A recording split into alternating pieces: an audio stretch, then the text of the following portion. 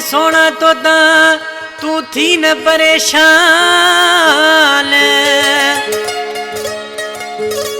सदको वञा सोना तोता तू थी न परेशान।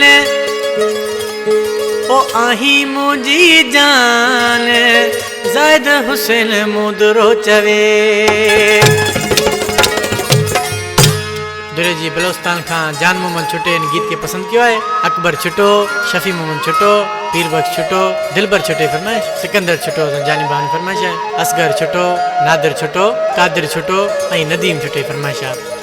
खबर थई मुझा जानियड़ा सदा बेसा सदा घुमदा हूँ।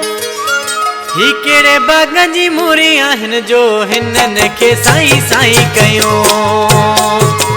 ही केड़े बाग जी मूरी आहिन जो हिनन के साई साई कयो। खबर थई मुझा जानियड़ा सदा बेसा सदा घुमदा हूँ। ही केड़े बाग जी मूरी आहिन जो हिनन के साई साई कयूं।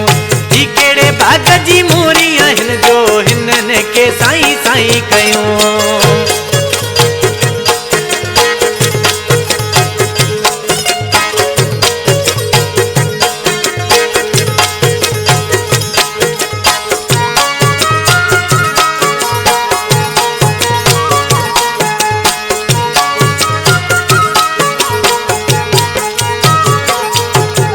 जितरो पाण के समझन था एतरा नवाब आयूं असां।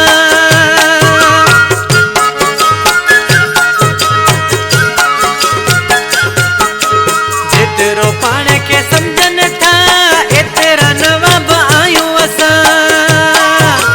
ही केड़े बाग जी मूरी आहिन जो हिनन के साई साई कयूं। खबर थई मुझा जानियड़ा सदा बेसा सदा घुमदा हूँ। ही केड़े बाग जी मूरी आहिन जो हिनन के साई साई कयूं। ही केड़े बाग जी मूरी आहिन जो हिनन के साई साई कयूं।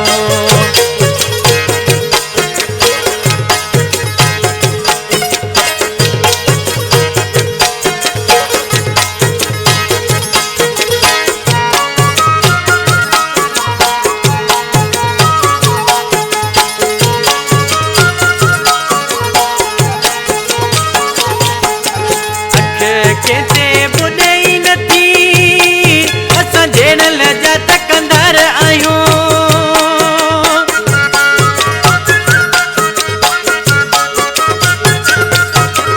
अख केते बुॾई नथी असां जेड़ल जा तकंदर आहियूं।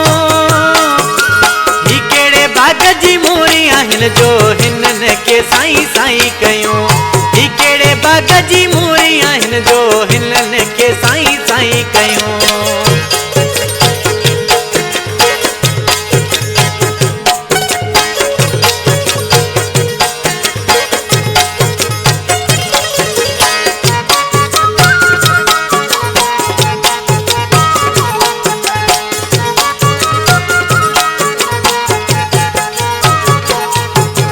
मोहम्मद खान चे मुदरो भजी भजी जान बचा।